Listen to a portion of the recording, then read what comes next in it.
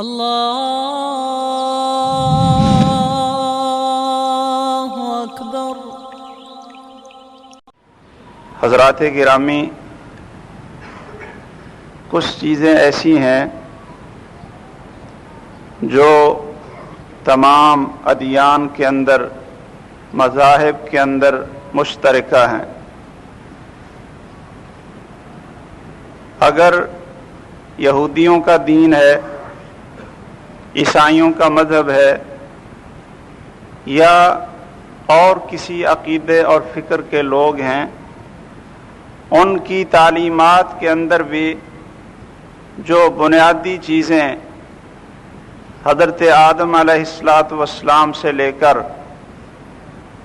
آخری پیغمبر محمد الرسول اللہ صلی اللہ علیہ وسلم کی تعلیمات کے اندر سر فہرست رہی ہیں،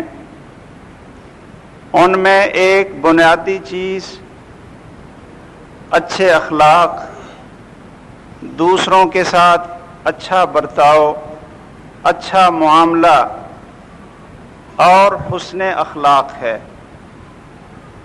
اگر کسی آدمی کے پاس خالص توحید ہو، خالص ایمان ہو، اور وہ سنت کی بڑی پابندی کرنے والا، رسول اکرم صلی اللہ علیہ وسلم کی سنت سے شوق اور محبت رکھنے والا بھی ہو، لیکن اگر اس کے اندر اچھے اخلاق نہیں ہیں، اس کی گفتگو اچھی نہیں، اپنے عزیز و اقارب، پڑوسیوں اور دینی بھائیوں کے ساتھ اس کا معاملہ اچھا نہیں، تو بھائیوں سمجھ لینا چاہیے کہ اس کی توحید میں بھی نقص ہے، اس کے ایمان کے اندر بھی خامی ہے، اور جو وہ اس خوش فہمی میں مبتلا ہے کہ مجھے رسول اکرم صلی اللہ علیہ وسلم کی سنت سے بڑا پیار ہے، اس دعوے کے اندر بھی وہ غلط ہے۔ کیوں؟ اس لیے کہ حسن اخلاق، اچھا معاملہ اور بھائیوں کے ساتھ اچھا برتاؤ، یہ صرف سنت ہی نہیں، یہ صرف مستحب اور باعث اجر و ثواب ہی نہیں، بلکہ اسلام کے اہم فرائض میں سے ایک بہت بڑا فرض بھی ہے، بلکہ آپ یہ کہہ لیں کہ یہ تمام انبیاء علیہم السلام کی سنت مطہرہ اور سنت مبارکہ ہے۔ اسلام نے اس کے اوپر بڑا زور دیا اور اس کو بڑا اجاگر کیا۔ جس طرح پہلے انبیاء کی تعلیمات کے اندر یہ خوبی موجود تھی، اسلام نے اس کو برقرار ہی نہیں رکھا، بلکہ اس کے اوپر بہت زیادہ زور دیا۔ بھائیو، اگر آپ نے کبھی اس ذہن سے قرآن مجید کا مطالعہ کیا ہو، مکی صورتوں سے لے کر مدنی صورتوں تک آپ ان کا ترجمہ پڑھیں اور غور کریں، ان صورتوں سے لے کر جو ابتدا کے اندر نازل ہوئیں اور وہ صورتیں جو مدنی زندگی کے آخری دور میں نازل ہوئیں، آپ کو ان تمام صورتوں کے اندر اللہ کے ساتھ ایمان لانا، یوم آخرت پر ایمان لانا اور نبیوں کے اوپر ایمان لانے کے ساتھ ساتھ حسن اخلاق کی تعلیم بھی ملتی ہے۔ حسن اخلاق کیا ہے اور اسلام نے اس کو کیوں فرض اور واجب قرار دیا؟ بھائیو، اس لیے کہ جب آدمی، ایک معاشرہ، ایک قوم، ایک کلمہ پڑھنے والی، ایک اللہ کو ماننے والی، ایک پیغمبر کے اوپر ایمان لانے والی، اور پھر ایک کتاب کو ماننے والی، ایک دین اسلام کو ماننے والی، جب یہ صورتحال ہو تو پھر دل بھی ایک ہونے چاہیے، جسم بھی ایک ہونے چاہیے، اور وہ پوری کی پوری قوم اس طرح ہونی چاہیے جس طرح ایک جسم ہے، ایک دل ہے درمیان میں اتنی اخوت اور محبت کے رشتے ہیں، اس طرح آپس کے اندر تعلق ہے کہ کسی ایک کو تکلیف پہنچے تو سارے کے سارے تڑپ جائیں۔ بھائیو، اسلام کے اندر آ کر برادری اسم کا بت یہ پاش پاش ہو جاتا ہے۔ لا الہ الا اللہ محمد الرسول اللہ کی ٹھوکر سے برادری اسم اور قبیلہ اسم آپس کے اندر رشتے داریوں کی بنیاد صرف اور صرف لا الہ الا اللہ کے اوپر ہوتی ہے۔ میں آپ حضرات سے پوچھتا ہوں کہ جب مکہ والے مسلمان ہو گئے اور وہاں کے کفار نے ان کا جینا دو بھر کر دیا، وہ لوگ ہجرت کر کے مدینہ طیبہ چلے گئے اپنی جان کو بچاتے ہوئے، اپنے ایمان کو بچاتے ہوئے اور اپنی اولاد کو بچاتے ہوئے ہجرت کر کے مدینہ طیبہ چلے گئے۔ اب اگر مدینے والے ان سے یہ سلوک کرتے جو ہم اپنے دوسرے بھائیوں سے کرتے ہیں، مثلاً وہ کہتے کہ یہ ہماری برادری کا نہیں، یہ ہمارے خاندان کا نہیں، نہ ہم ان کو رشتہ دے سکتے ہیں نہ ان سے لے سکتے ہیں۔ بھائیو، ان مسلمانوں کا تصور کیا ہوتا؟ وہ بیچارے کہاں جاتے جب دوسرے کلمہ پڑھنے والے اور ایک عقیدہ رکھنے والے اپنی برادری کے بتوں کو چھوڑنے کے لیے تیار نہیں اور یہ کہتے ہیں کہ جی ہم نہ رشتے دوسری برادری میں کر سکتے ہیں اور نہ ان سے لے سکتے ہیں۔ ویسے کلمہ ایک ہے، پیغمبر ہمارا ایک ہے، دین ایک ہے، اسلام ایک ہے، لیکن یہ فرق ضرور ہوگا۔ اگر مکہ والے مسلمانوں سے یہ سلوک ہوتا تو آپ مجھے بتلائیں کہ اسلام اس طرح پھیلتا جس طرح پھیلا تھا؟ اپنی پوری برادری اور قبیلے کو چھوڑ کر جب کوئی شخص ایک مسلمان ہو کر مسلمانوں کے اندر آ جاتا تو وہاں آ کر اس کو پتہ کیا ملتا؟ اس کو بہن بھائی مل جاتے، خاندان مل جاتا، اپنے قبیلے اور خاندان سے بڑھ کر اس کو محبت اور الفت کے رشتے مل جاتے، اس کو اپنی برادری بھول جاتی اور وہ سمجھ لیتا کہ میرے بھائی بھی، میرے والدین بھی، میرا خاندان بھی یہی ہے جن کے اندر میں آ گیا ہوں، جن کا کلمہ اور عقیدہ میرے ساتھ ملتا ہے۔ یہ سسٹم بالکل ختم ہو جاتا تھا کہ فلاں کون ہے اور فلاں کون ہے۔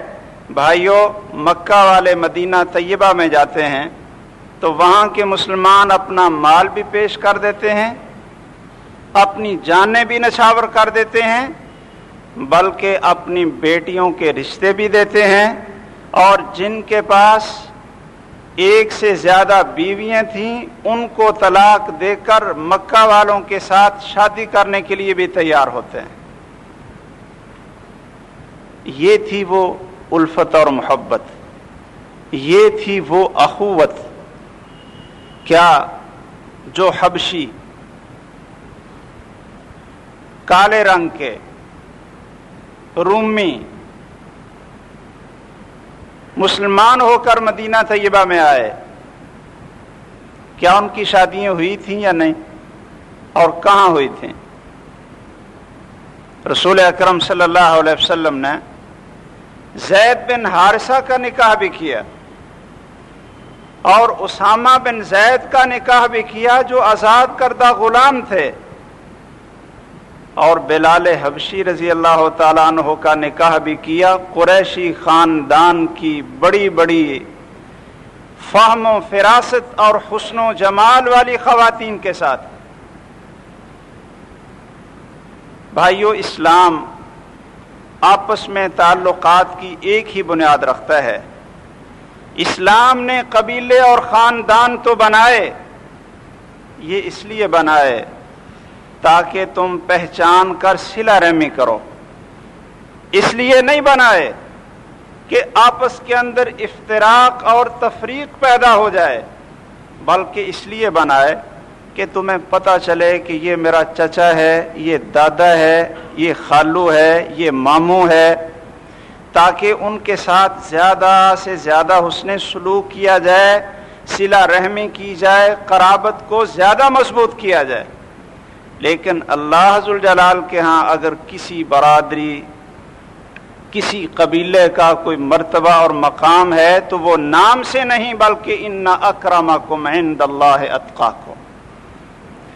اللہ ذوالجلال کے ہاں کسی کی کرامت ہے، کسی کی عزت ہے، کسی کی عظمت ہے، اس کی بنیاد صرف ایک ہے، اتقاکم، کہ کس کے اندر سب سے زیادہ اللہ کا ڈر ہے، اللہ کا خوف ہے اور تقوی ہے۔ بھائیو، دین کی بنیاد پر کسی سے تعلق اور ایمان کی بنیاد پر کسی سے عداوت، دشمنی اور نفرت، یہ دین اسلام کی بنیاد ہے۔ بلکہ اگر کوئی شخص کافروں سے محبت رکھتا ہے، مشرکین سے محبت رکھتا ہے، تو اس کو سمجھ لینا چاہیے کہ وہ مسلمانوں سے نہیں۔ آپ اس بات کو غور سے سن لیں کہ اگر کوئی مسلمان، اس کی محبت اور اس کی دوستی کن کے ساتھ ہے؟ کافروں کے ساتھ، یہودیوں کے ساتھ، عیسائیوں کے ساتھ، مشرکین کے ساتھ اس کی دوستی ہے، تو پھر قرآن مجید کہتا ہے کہ وہ کافر تو ہو سکتا ہے، مسلمان نہیں ہو سکتا۔ آپ قرآن مجید کی اس آیت کا ترجمہ غور سے سن لیں۔ اللہ ذوالجلال فرماتے ہیں، یا ایھا الذین آمنوا لا تتخذوا اليہود والنصارى اولیاء بعضهم اولیاء بعض، اے ایمان کے دعوے دارو، یہودیوں اور عیسائیوں کو دوست نہ بناؤ۔ کیوں؟ بعضهم اولیاء بعض، بعض ان کے بعض کے دوست ہیں، یہودی یہودیوں کے دوست ہیں، عیسائی عیسائیوں کے دوست ہیں، یہودی عیسائیوں کے دوست ہیں، عیسائی یہودیوں کے دوست ہیں۔ وَمَن يَتَوَلَّهُم مِّنكُمْ فَإِنَّهُ مِنْهُمْ، اگر تم میں سے کوئی ان سے دوستی لگائے گا، وَمَن يَتَوَلَّهُم مِّنكُمْ فَإِنَّهُ مِنْهُمْ، بلا شبہ وہ ان میں سے ہی ہوگا، مومنوں سے نہیں ہو۔ وہ کافر ہو، عیسائی ہوگا، وہ یہودی ہوگا۔ رسول اکرم صلی اللہ علیہ وسلم فرماتے ہیں، اوثق عر الایمان الحب للہ والبغض للہ، الموالات للہ والمعادات للہ، کہ ایمان کے جتنے کڑے ہیں، ایمان کے جتنے شعبے ہیں اور ایمان کی جتنی شاخیں ہیں، اوثق عر الایمان، ایمان کے کڑوں میں سب سے مضبوط کڑا کیا ہے؟ الحب للہ والبغض للہ، اللہ کے لیے کسی سے محبت رکھیں اور اللہ کے لیے کسی کے ساتھ بغض رکھیں، اللہ کے لیے کسی سے دوستی رکھیں اور صرف اللہ کے لیے کسی سے عداوت رکھیں۔ یہ ایمان کے کڑوں میں سب سے مضبوط کڑا ہے۔ بھائیو، جب ایک مومن دوسرے مومن کا بھائی ہے تو پھر اس کے ساتھ حسن اخلاق سے پیش آنا، محبت سے پیش آنا، رواداری سے پیش آنا، سچائی کے ساتھ، عدل کے ساتھ، انصاف کے ساتھ، یہ وہ تعلیم ہے جس کی قرآن مجید نے اور محمد کریم صلی اللہ علیہ وسلم نے بڑے زور سے تلقین کی ہے۔ میں حسن اخلاق کے ایک لمبے موضوع سے آج اس خطبے میں ایک چیز کی طرف آپ حضرات کی توجہ دلاتا ہوں، باقی چیزوں کا بھی آئندہ انشاءاللہ تذکرہ کروں گا، لیکن ایک چیز جس میں ہم بڑے غافل، بڑے کاہل اور بڑے کوتاہ ہیں، بہت زیادہ ہمارے اندر کمی اور نقص ہے، اور شاید ہم اس کو اپنے اوپر فرض اور واجب نہیں سمجھتے، اپنے صرف دنیاوی اور قرابت کے تعلقات کی بنیاد پر تو اس کو ادا کرتے ہیں، لیکن ایمان اور دین کی بنیاد پر اس کو ادا نہیں کرتے۔ بھائیوں، وہ کیا ہے؟ وہ ہے کوئی مسلمان بھائی آپ کا بیمار ہو جاتا ہے تو اس کی تیمارداری کرنا، اس سے پوچھنا، اس کی دل جوئی کرنا اور اس کا خیال رکھنا، یہ مسلمان کا فرض ہے، یہ فرض ہے۔ امام بخاری رحمہ اللہ اپنی کتاب کے اندر ایک عنوان قائم کرتے ہیں، فرماتے ہیں باب وجوب عیادت المریض، باب وجوب عیادت المریض، کہ بیمار کی تیمارداری کے واجب ہونے کا باب۔ بیمار کی عیادت یہ فرض ہے، واجب ہے، اور اس کے لیے دلائل کیا لاتے ہیں؟ آپ سنیں محمد کریم صلی اللہ علیہ وسلم کے فرامین کہ آپ نے فرمایا حق المسلم علی المسلم ست، کہ مسلمان کے مسلمان پر 6 حق ہیں، 6 حق ہیں، 6 فرض ہیں۔ بھائی اللہ کے حق آپ جانتے ہیں تو بندوں کے حقوق بھی جاننے چاہیے۔ اللہ کے حقوق ادا کرنے والا صرف اللہ کے ہاں کامیاب نہیں ہوگا، بلکہ بندوں کے حقوق ادا کرے، پھر آدمی جا کر اللہ ذوالجلال کے ہاں سرخرو ہو سکتا ہے۔ اس لیے بندوں کے بندوں پر حقوق اور آپ کے مسلمان بھائی کے آپ کے اوپر حقوق، وہ بھی آپ اسی طرح یاد کیا کریں جس طرح نماز ادا کرتے ہیں، روزہ رکھتے ہیں اور زکوٰۃ ادا کرتے ہیں۔ مسلمان کے مسلمان پر 6 حق ہیں، ان میں سے ایک اذا مرض فعدہ، جب وہ بیمار ہو جائے تو اس کی تیمارداری کرو۔ بھائیو، یہاں رسول اکرم صلی اللہ علیہ وسلم نے مسلمان کا لفظ بولا ہے، دوست کا یا قریبی کا لفظ نہیں بولا۔ ہماری حالت پتہ کیا ہے کہ اگر کوئی رشتہ دار بیمار ہو گیا ہے تو اس کی تیمارداری کے لیے تو ہم چلے جاتے ہیں، وہ بھی وہ رشتہ دار جن کے ساتھ بڑے اچھے تعلقات ہیں۔ باقی تو کئی دفعہ وہ بیچارہ بستر کے اوپر ایڑیاں رگڑ رگڑ کر مر جاتا ہے اور پتہ ہی نہیں چلتا کہ ہمارا کوئی تھا اور کوئی بیمار بھی تھا کہ نہیں تھا۔ بلکہ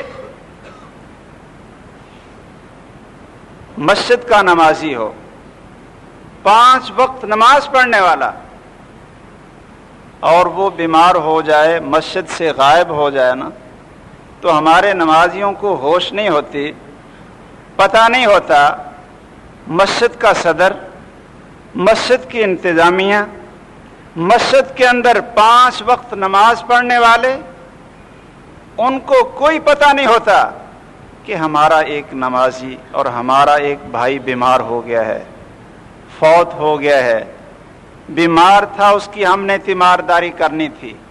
صرف اسلام کی بنیاد پر، لا الہ الا اللہ کی بنیاد پر یہ جذبہ ہمارے اندر ختم ہو گیا، اور اگر ہے تو صرف اس وجہ سے جی فلاں بڑا آدمی ہے، اس کے ساتھ ہمارے تعلقات ہیں، تو اگر ہم نہ گئے تو وہ کہے گا کہ بھائی میری تیمارداری کرنے کے لیے نہیں آیا، صرف اس کے اعتراض سے بچنے کے لیے، اللہ ذوالجلال کی پکڑ سے بچنے کے لیے نہیں کہ اس کو ہم منہ کیا دکھائیں گے، اللہ کی رضا کے لیے نہیں۔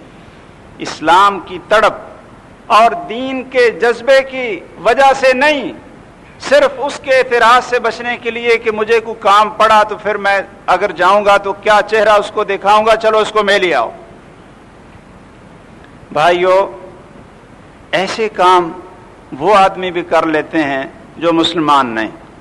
یہ تو ایک دنیا کے تعلقات ہیں، لین دین ہے، معاملات کی بنیاد دین کے اوپر رکھیں، اسلام کے اوپر رکھیں، रसूल अकरम सल्लल्लाहु अलैहि वसल्लम फरमाते हैं, इज़ा मरिज़ा फ़उदहु, कि जब तेरा भाई मुसलमान कलमा पढ़ने वाला कमज़ोर था, बीमार था, माली तौर पर कमज़ोर था, आपके पाए का नहीं था, रिश्तेदार भी नहीं था, उसकी तीमारदारी करो। अगर रिश्तेदार बीमार की तीमारदारी करते हैं ना तो आपको 2 अजर मिलेंगे। एक अजर मिलेगा कराबत का, सिला रहमी का, और एक अजर मिलेगा एक मुसलमान भाई की तीमारदारी करने का।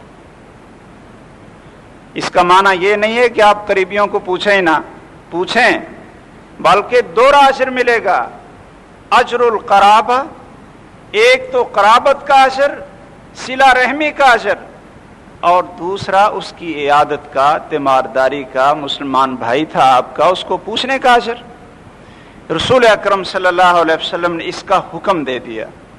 दूसरी रिवायत में सहाबी कहते हैं, अमरना, कि हमें रसूल अकरम सल्लल्लाहु अलैहि वसल्लम ने हुक्म दिया था बेइयादतिल मरीज, कि बीमार की तीमारदारी किया करो।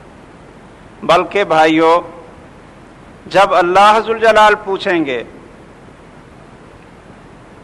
आप भाई इस हदीस को गौर से सुनें।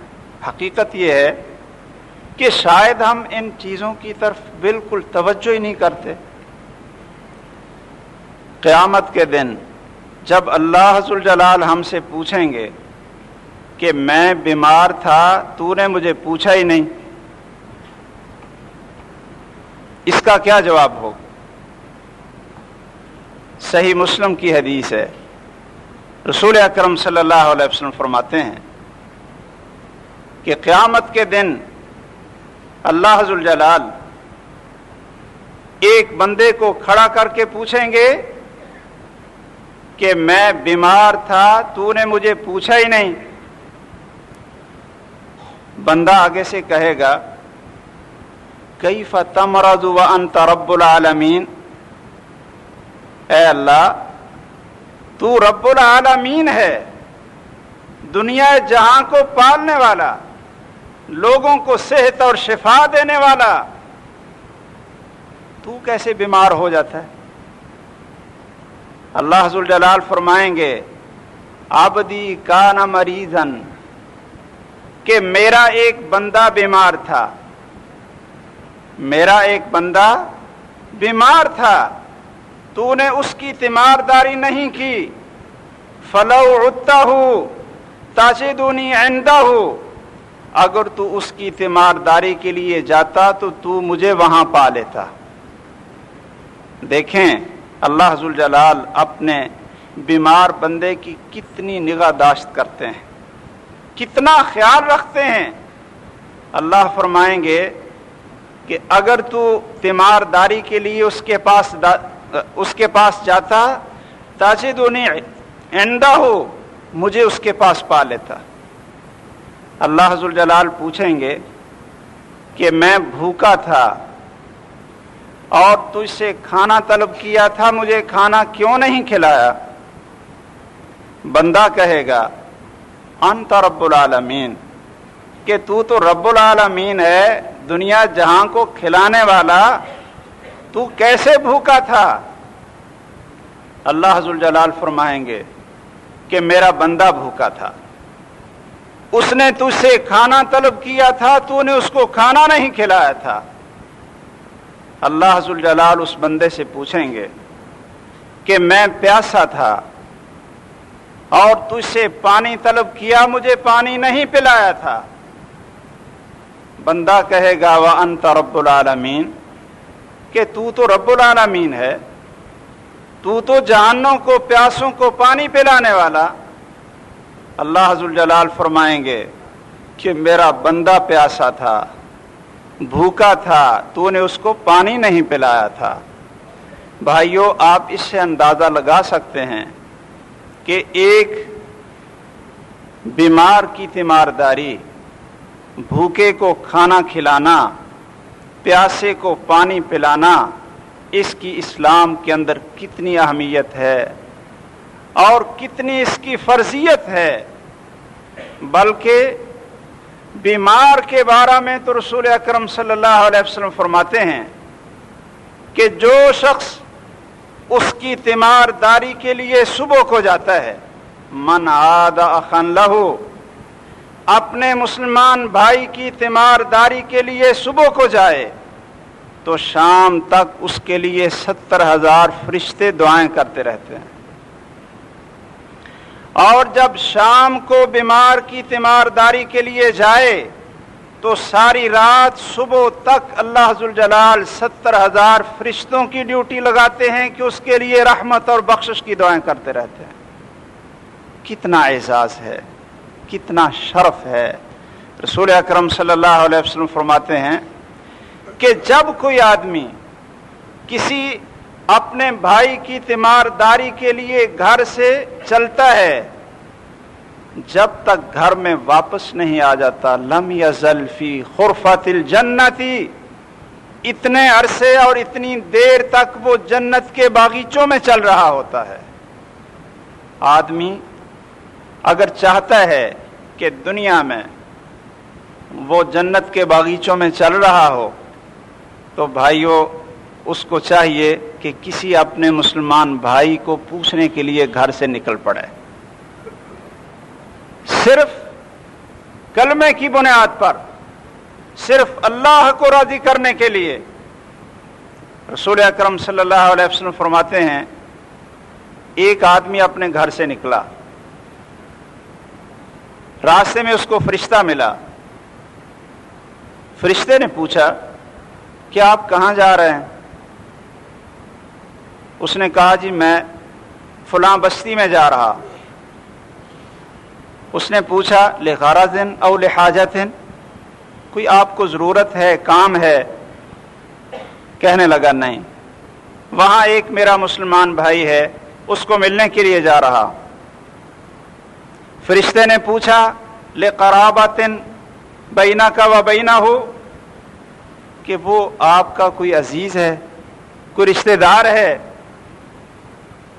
اس آدمی نے کہا کہ نہیں، صرف قرابت اور رشتہ داری اسلام کی ہے، ایمان کی ہے۔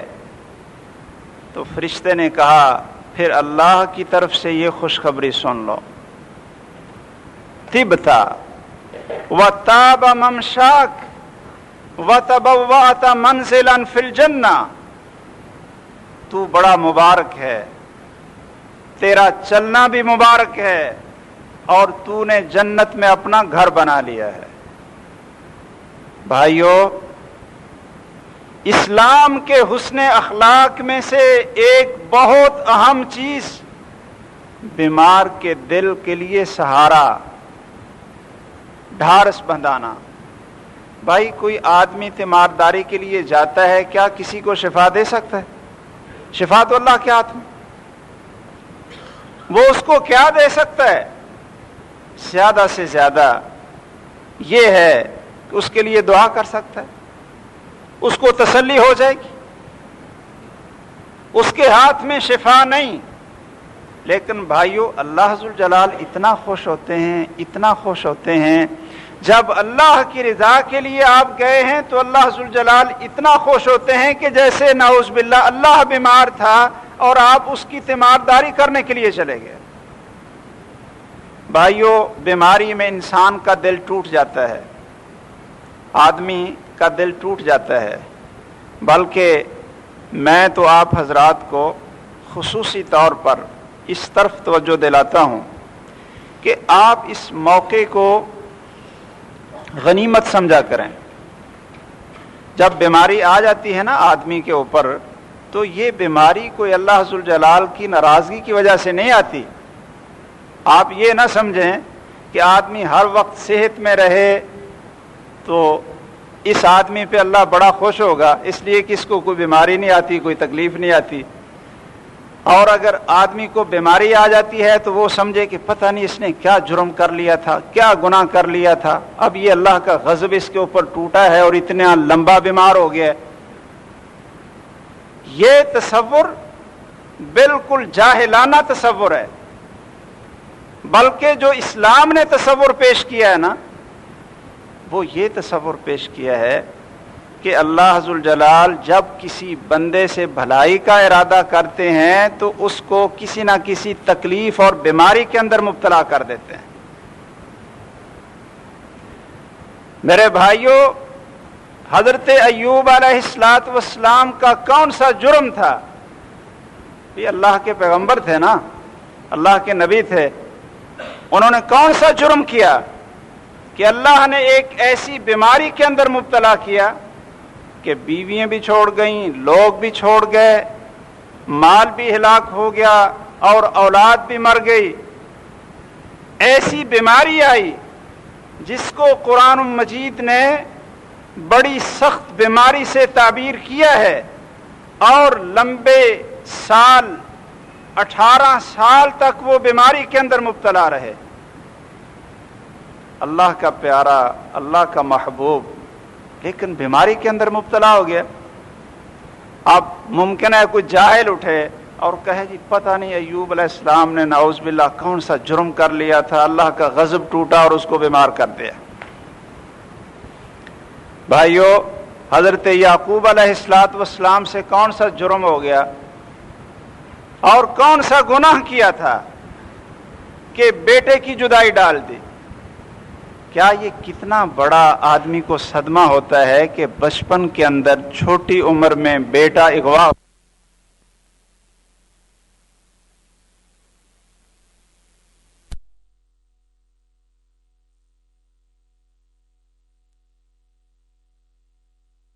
ہے کہ فوت ہو گیا، اپنے ہاتھوں سے اس کو دفنا دیا ہے، لیکن لاپتہ ہو جائے تو یہ ساری زندگی کا غم ہے، یہ ساری زندگی کی پریشانی اور ہر وقت کی ٹھیسیں ہیں۔ ماں کو رات کو نیند نہیں آتی، باپ کو سکون نہیں ملتا۔ یہی حالت تھی حضرت یعقوب علیہ السلام کی۔ وَبِيَضَّتْ عَيْنَاهُ مِنَ الْحُزْنِ وَهُوَ كَظِيمٌ، آنکھیں غم اور رونے سے سفید ہو گئیں اور پریشانی کے عالم میں شب و روز گزر رہے، اور فرمایا کرتے تھے انما اشکو بثی وحزنی اللہ، میں اپنے غم اور پریشانی کی شکایت اللہ کے سامنے کرتا ہوں۔ ان کو کتنی تکلیف آئی، تو کیا یہ اللہ ذوالجلال کے غضب اور غصے کی وجہ سے تھا؟ رسول اکرم صلی اللہ علیہ وسلم کو بعض دفعہ بخار آتا اور بڑا سخت بخار آتا۔ ایک صحابی آئے، آپ کو بخار چڑھا ہوا تھا، آ کر اس نے ہاتھ پکڑا رسول اکرم صلی اللہ علیہ وسلم، جل رہا تھا۔ وہ صحابی کہنے لگا جی بڑا بخار ہے آپ کو، بڑا تیز بخار ہے۔ رسول اکرم صلی اللہ علیہ وسلم نے فرمایا کہ ہاں، مجھے اتنا تیز بخار ہوتا ہے کہ 2 آدمیوں کے برابر مجھے اکیلے کو زیادہ بخار ہوتا ہے۔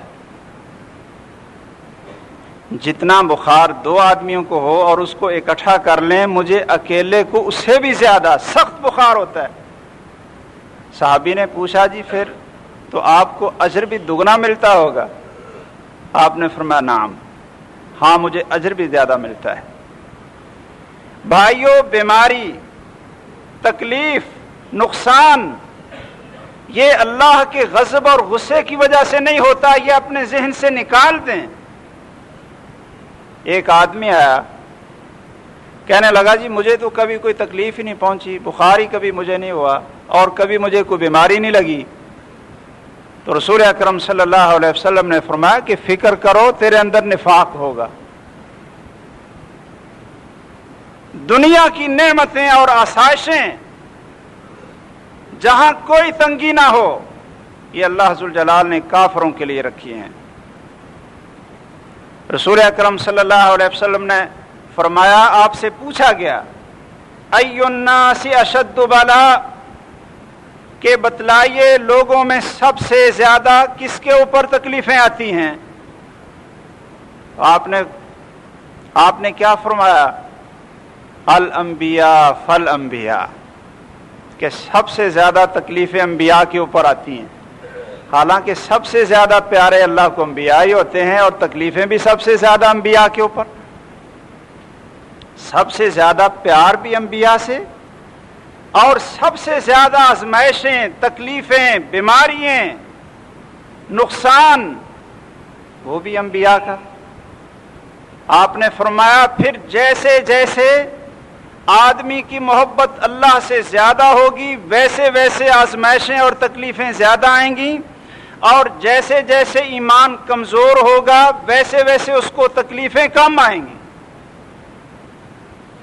بھائیو، اس لیے اگر کوئی بیمار ہو جاتا ہے یا آپ کو کوئی تکلیف پہنچ جاتی ہے تو یہ نہ سمجھا کریں کہ پتہ نہیں کوئی اللہ ناراض ہو گیا ہے اور کیا بن گیا ہے، یہ اللہ کا غضب ہے، یہ کیا بن گیا ہے، بلکہ آپ صبر کریں، صبر کریں، اللہ ذوالجلال سے اجر کی امید رکھیں، اور یہ ذہن بنائیں کہ یا تو اللہ تعالیٰ میرے گناہوں کو اس تکلیف کی وجہ سے معاف کرنا چاہتے ہیں، معاف کرنا چاہتے ہیں، اور ہوتا بھی ایسے ہے۔ رسول اکرم صلی اللہ علیہ وسلم فرماتے ہیں کئی دفعہ آدمی اللہ کو بڑا پیارا لگتا ہے لیکن اس سے گناہ ہو جاتے ہیں۔ اللہ کو بندے سے پیار بڑا ہوتا ہے لیکن اس سے پتہ کیا ہوتا ہے، اللہ کی نافرمانیاں ہو جاتی ہیں، کوتاہیاں ہو جاتی ہیں، گناہ ہو جاتے ہیں۔ اب اللہ چاہتے تھے کہ یہ میرا بندہ، اس سے مجھے پیار ہے، یہ بالکل پاک اور صاف ہونا چاہیے، تو پھر اللہ ذوالجلال اس کو کسی تکلیف کے اندر، کسی بیماری کے اندر مبتلا کر دیتے ہیں۔ آپ فرماتے ہیں وَهُوَ يَمْشِي عَلَى وَجْهِ الْأَرْضِ، کہ یہ بندہ پھر زمین پہ اس حالت میں چل رہا ہوتا ہے کہ اس کا کوئی گناہ نہیں ہوتا۔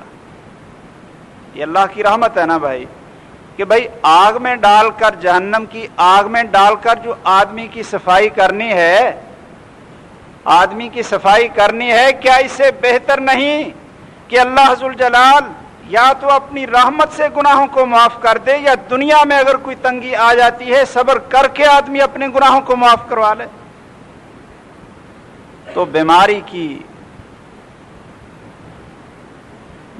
کا ایک سبب تو یہ ہوتا ہے کہ اللہ تعالیٰ اپنے بندے سے بڑا پیار کرتے ہیں اور اس سے بڑی محبت ہوتی ہے، اس کو کسی تکلیف میں مبتلا کرتے ہیں فصبرہ، لیکن پھر اس کو صبر بھی دے دیتے ہیں۔ آدمی تکلیف کے اندر جزا فضا کرنے والا، شکایتیں کرنے والا، بھائیوں وہ اپنا اجر بھی ضائع کر لیتا ہے اور اللہ کی رحمت سے بھی محروم ہو جاتا ہے۔ دوسری تکلیف اس وجہ سے پہنچتی ہے آدمی کو، یہ بھی آپ غور سے سن لیں۔ ممکن ہے کوئی آدمی کہے جی انبیاء علیہ السلام کو پھر اللہ نے کیوں تکلیف دی، ان کے تو گناہ کیوں نہیں ہوتے؟ کہ اللہ تعالیٰ نے بندے کے لیے بہت اونچا مقام رکھا ہوتا ہے جنت میں، بندے کے لیے جنت میں بڑا اونچا مقام رکھا ہوتا ہے، لیکن بندے سے اتنی نیکیاں نہیں ہوتی، نیکیوں میں کمزور ہوتا ہے۔ پھر اللہ ذوالجلال اس کو کسی پریشانی میں ڈال دیتے ہیں، مالی طور پر، جسمانی طور پر، اولاد، اہل و عیال کے لحاظ سے، اور پھر وہ بندہ صبر کرتا ہے، صبر کرتا ہے، تو اللہ ذوالجلال اس صبر اور اس مصیبت کی وجہ سے اس کو جنت کے اس مقام پہ پہنچاتے ہیں جس کے اوپر وہ اپنے نیک اعمال کی وجہ سے نہیں پہنچ سکا۔ اس لیے بھائیوں، بیماری کے اندر جزا فضا نہیں کریں، بے صبری کا مظاہرہ نہ کریں، بلکہ صبر کریں، حوصلہ رکھیں، اللہ ذوالجلال سے شفا مانگیں، عافیت مانگیں، اور بھائیوں بیماری کے اندر اللہ پر اعتماد اور توکل کو نہ چھوڑیں اور نیک عمل کو بھی نہ چھوڑیں۔ رسول اکرم صلی اللہ علیہ وسلم فرماتے ہیں کہ آدمی جب بیمار ہو جاتا ہے نا، پھر کئی نیکیاں اس سے نہیں ہوتی۔ بھئی چارپائی پہ پڑ گیا، جب وہ صحت مند تھا نا اس وقت بڑی نیکیاں کرتا تھا، جمعہ پڑھنے کے لیے، جماعت کے ساتھ نماز پڑھنے کے لیے مسجد میں جاتا تھا، بیمار کی تیمارداری کے لیے جاتا تھا، جہاد میں نکلتا تھا، اپنے بھائیوں کے کام کاج میں معاون بنتا تھا، ان کا ہاتھ بٹاتا تھا، مسلمانوں کی خدمت کیا کرتا تھا، لیکن اب بیچارہ چارپائی کے اوپر پڑ گیا۔ اب وہ یہ سارے نیک کام اس آدمی سے ہوتے ہی نہیں، تو اللہ ذو الجلال فرشتوں کو حکم دیتے ہیں، فرشتوں کو حکم دیتے ہیں، کیا کہتے ہیں؟ کہتے ہیں میرا یہ بندہ جب صحت مند تھا جتنے نیک کام کیا کرتا تھا، اب بیماری کی وجہ سے وہ نیک کام اس سے چھوٹ گئے، تم اس کے نامہ اعمال میں اب بھی وہ نیک کام لکھتے رہو، اس کے نامہ اعمال میں وہ نیک کام لکھتے رہو۔ حضرت عبداللہ بن مسعود رضی اللہ تعالیٰ عنہ ایک دفعہ بیمار ہو گئے، دو ان کے شاگرد ان کی تیمارداری کے لیے آئے، وہ رونے لگے۔ شاگردوں نے پوچھا کہ آپ اللہ کے رسول کے صحابی، صبر کے پہاڑ، آپ یہ بیماری کی وجہ سے رو رہے ہیں؟ اللہ اکبر۔ کہنے لگے کہ نہیں، بیماری کی وجہ سے میں نہیں روتا، کیونکہ میں نے رسول اکرم صلی اللہ علیہ وسلم کا فرمان سنا ہوا ہے، آپ نے یہ فرمایا تھا کہ بیماری کی وجہ سے انسان صبر کرتا ہے تو اس کے گناہ معاف ہوتے ہیں۔ آپ نے یہ فرمایا تھا کہ بیماری کی حالت میں جو نیک عمل چھوٹ جاتے ہیں اللہ ذوالجلال ان کا اجر بھی لکھتا رہتا ہے۔ مجھے رونا اس چیز کا آتا ہے، بھائیو یہ بات غور سے سنیں۔ کہنے لگے مجھے رونا اس چیز کا آتا ہے کہ ان دنوں میں جب بیمار ہوا ہوں نا، ان دنوں میں عبادت کے اندر اور نیک کاموں میں سست ہو گیا تھا، تو مجھے پریشانی یہ لگی ہے کہ اب میں بیمار ہو گیا ہوں تو میرے جو سستی کی وجہ سے صحت میں اعمال چھوٹ جاتے تھے اب وہ نہیں لکھے جائیں۔ اگر میں ان دنوں میں بیمار ہوتا جن دنوں میں ہوشیار تھا اور توانا تھا، بڑی نیکیاں کیا کرتا تھا، اگر ان دنوں میں بیمار ہوتا تو میرے نامہ اعمال میں وہ اچھائیاں بھی لکھی جاتی، میں تو اس وجہ سے رو رہا۔ آدمی کو کیا پتا ہے کب بیماری آتی ہے، اس لیے بھائیو ہر وقت آدمی عبادت کے اندر، نیک اعمال کے اندر آگے آگے رہے، تاکہ اگر کبھی بیماری آ جاتی ہے اور وہ نیک اعمال بیماری کی وجہ سے چھوٹ جاتے ہیں تو پھر آدمی کے نامہ اعمال میں یہ بھی لکھا جائے گا کہ یہ بیمار کی تیمارداری کے لیے جاتا ہے، یہ بھی لکھا جائے گا یہ جہاد کے لیے سفر کر رہا تھا، یہ بھی لکھا جائے گا کہ یہ اپنے بھائی کے تعاون کے لیے گیا تھا، اس نے صدقہ خیرات کیا تھا، اور یہ بھی لکھا جائے گا کہ یہ پانچوں نمازیں جماعت کے ساتھ ہی پڑھتا ہے، جمعہ بھی مسجد میں جا کر پڑھتا ہے اگرچہ وہ چارپائی کے اوپر لیٹا ہوا ہے۔ یہ بہت بڑی اللہ ذوالجلال کی رحمت ہے۔ بھائیو بیماری میں صبر کیا کریں، اللہ کا شکوہ نہیں کریں، اور فرائض کو نہ چھوڑیں، فرائض کو نہ چھوڑا کریں۔ مجھے افسوس ہوتا ہے کہ ہمارے کئی نمازی بھائی آگے پیچھے بڑے نمازی ہوتے ہیں، اور جب بیمار ہو کر چارپائی پہ پڑ جاتے ہیں نا، نماز چھوڑ دیتے۔ تیمارداری کے لیے جائیں تو پوچھتے ہیں کہ بھائی آپ کا کیا حال ہے، اللہ آپ کو صحت دے، جی ٹھیک ہے اللہ کا شکر ہے۔ اچھا نمازوں کا کیا حال ہے، بھائی یہ بھی تو پوچھنا چاہیے نا۔ ہماری یہ عادت ہے کہ ہم کسی بھائی کو ملنے کے لیے جاتے ہیں نا، سارے خاندان کا حال چال پوچھ لیتے ہیں، چھوٹا کیسا ہے، بڑا کیسا ہے، اور نانی کیسی ہے، نانا کیسا ہے، سارے خاندان کا ایک ایک فرد وہ ہم گن لیتے ہیں۔ لیکن اگر اس سے ساتھ ساتھ بھائیوں یہ سوال بھی آپ یاد کر لیں، اس سے یہ پوچھ لیا کریں کہ دین کا کیا حال ہے، بھائی جس کے اوپر بنیاد ہے آخرت کی، نمازوں کا کیا حال ہے۔ آپ کے بیٹے اور اولاد ویسے تو ماشاءاللہ صحت مند ہیں، تندرست ہیں، نمازی بھی ہیں کہ نہیں، مسجد میں آپ کے ساتھ آتے ہیں کہ نہیں آتے؟ اگر آپ اس کی صحت کے بارے میں صرف پوچھیں اور دین کے بارے میں نہ پوچھیں تو اس کا یہ معنی ہے کہ آپ اس کے خیر خواہ نہیں۔ بھائیو تیمارداری کریں، یہ بہت بڑی عبادت ہے اور اہم فرض ہے۔ تیمارداری کے لیے جائیں تو پھر آپ کو کیا کرنا چاہیے؟ جو محتاج ہیں، بیچارے فقیر ہیں، اپنا علاج نہیں کروا سکتے، ان کی مدد کرنا، ان کا علاج کروانا، یہ آپ کا فرض ہے۔ جو حضرات اپنا علاج نہیں کروا سکتے، بھائیوں ہیں بھی بیمار اور مستحق، یہ سارے مسلمانوں کے اوپر اجتماعی طور پر فرض ہے کہ ان کی خدمت کریں۔ شاید ہمارے بھائی یہ سمجھتے ہیں جی ہم تو سال کے بعد رمضان میں زکوٰۃ دے ہی دیتے ہیں، اب ہمارے اوپر کون سا فرض آ گیا؟ وہ غور سے سن لیں کہ آپ کے مال کے اندر صرف زکوٰۃ ہی فرض نہیں، صرف صدقہ فطر ہی فرض نہیں، بلکہ اور بھی فرائض ہیں اور بالکل زکوٰۃ کی طرح فرض ہیں۔ ادا نہیں کریں گے تو مجرم ہوں گے۔ بیوی کا خرچہ فرض ہے، اولاد کا خرچہ یہ فرض ہے۔ اور بھائیوں، کسی مسلمان کو بھوکا مرتے ہوئے دیکھ رہے ہیں، آپ کہیں جی میں نے تو زکوٰۃ رمضان میں دے دی تھی، اب اس کو روٹی نہیں دے سکتا۔ کسی بیمار کو مرتا ہوا دیکھیں اور آپ یہ کہیں جی میں نے تو ایک مسجد بنوا دی تھی، کافی خرچ کر دیا تھا، اب یہ مرتا ہے تو کیا کروں؟ یہ وہ موقع ہوگا کہ جب آپ کے اوپر فرض ہو گیا ہے اس کی جان بچانے کی کوشش کریں۔ اللہ ذوالجلال قرآن میں فرماتے ہیں من احیاہا فکأنما احیا الناس جمیعا، ایک آدمی کی جان بچائیں، یہ اتنا اجر اور اس کی اتنی اہمیت ہے جیسے ساری انسانیت کو آپ نے زندہ کیا ہے۔ من احیاہا فکأنما احیا الناس جمیعا۔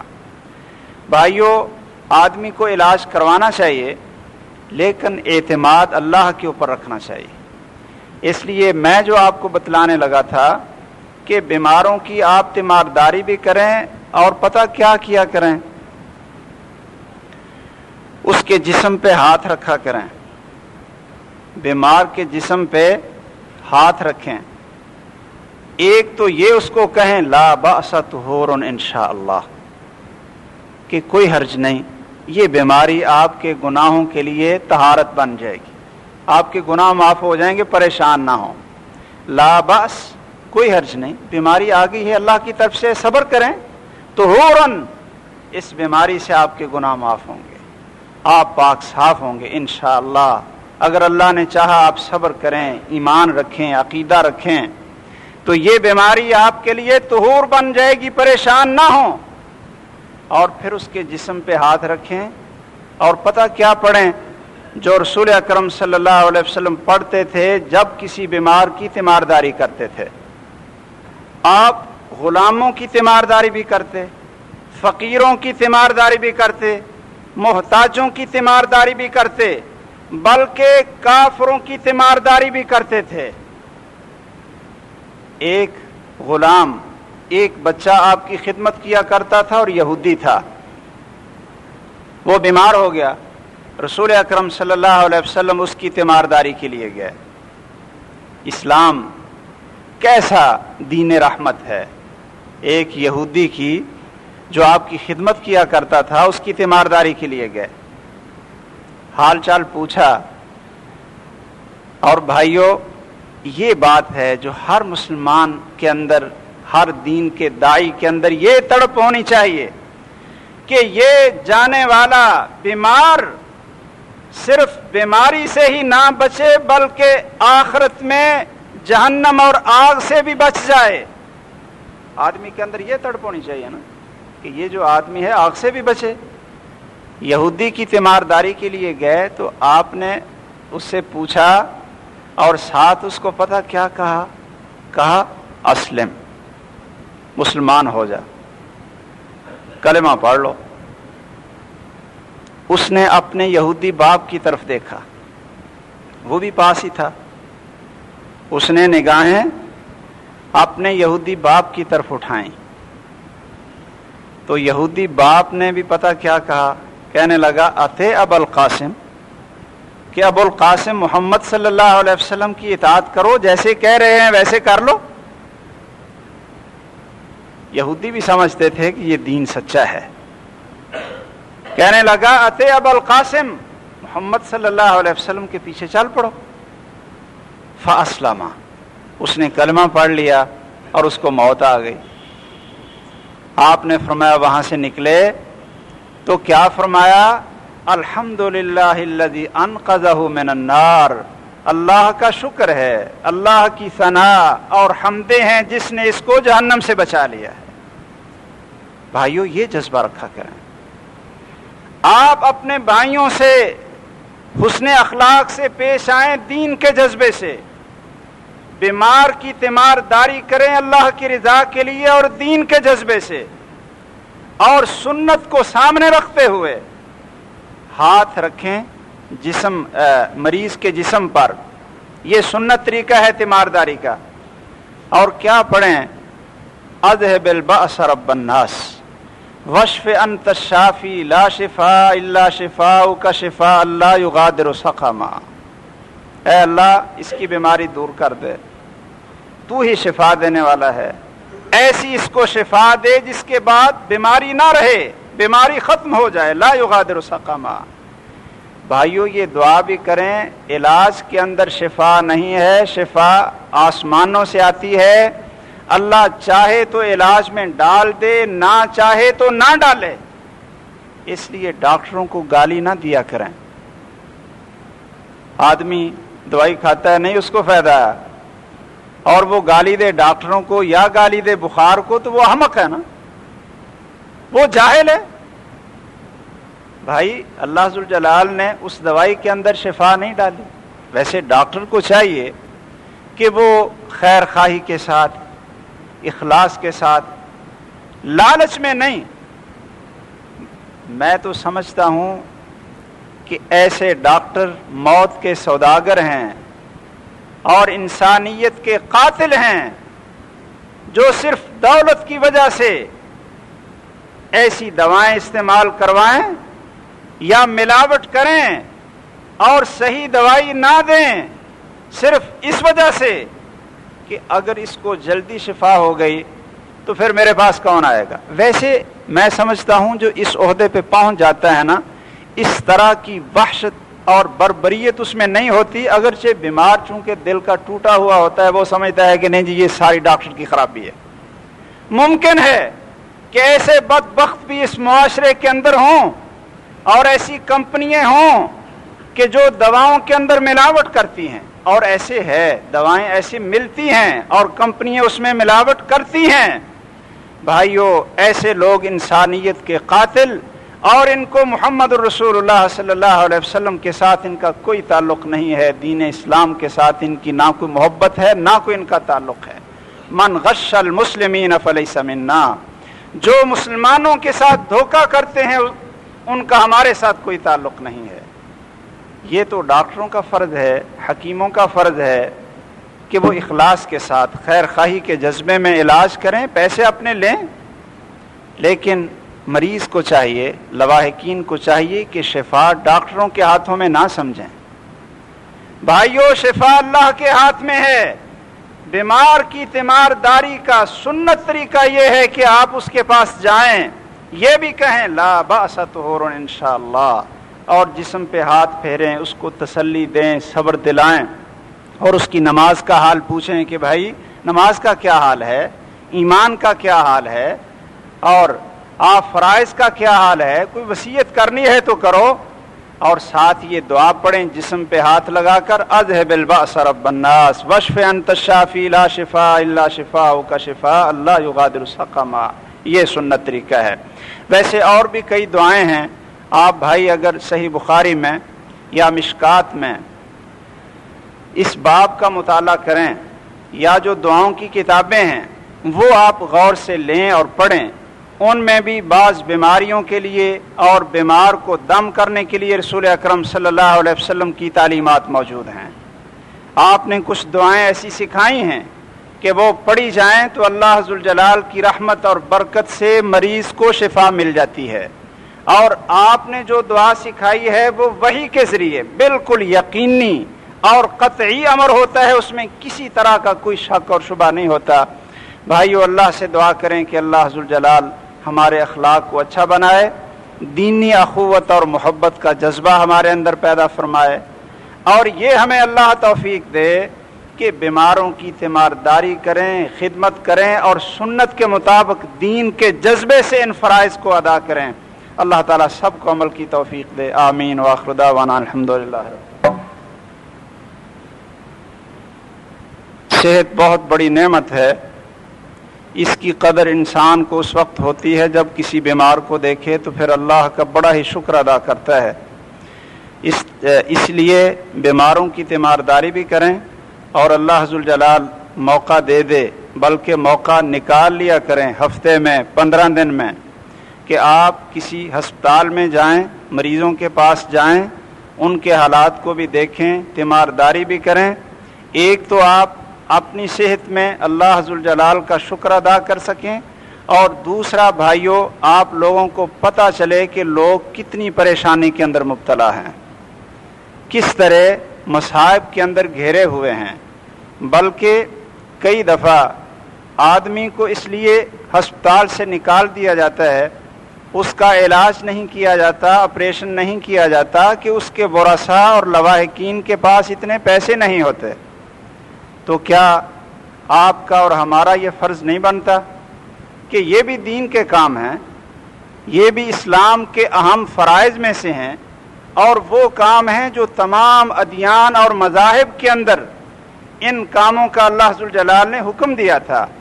اور بھائیوں، اس کے ساتھ ساتھ آپ کچھ یہ مسائل بھی ذہن میں رکھیں، نماز کی تلقین کیا کریں، عقیدے کی تلقین کیا کریں، پوچھا کریں اس بیمار کے حالات کے ساتھ ساتھ کہ آپ کی نماز کا حال کیا ہے، دل کا حال، ایمان کا حال، عقیدے کا حال کیا ہے، تاکہ اگر اللہ ذوالجلال کے حکم سے اس کو اسی بیماری میں موت آ جائے اور آپ کے کہنے سے اس کا اللہ پر ایمان بھی مضبوط ہو جائے اور وہ نمازیں بھی پڑھ رہا ہو، تو پھر اللہ کا شکر کریں کہ اللہ ذوالجلال نے اس کو جہنم کی آگ سے بچا لیا ہے۔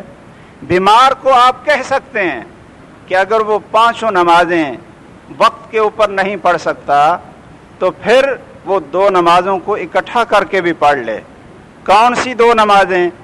ظہر اور عصر کی یہ 2 نمازیں ایک وقت میں پڑھ لے، اور مغرب اور عشاء کی نماز ان دونوں کو اکٹھا کر لے، یہ بیمار کے لیے رخصت ہے۔ اسی طرح اگر بیمار آدمی کو تکلیف ہے، وہ فرائض کے ساتھ سنتیں ادا نہیں کر سکتا، زیادہ دیر تک وہ نماز نہیں پڑھ سکتا، تو آپ اس کو یہ تلقین کریں کہ بھائی آپ کم از کم فرض پڑھ لیا کریں، آپ کم از کم فرض پورے کر لیا کریں۔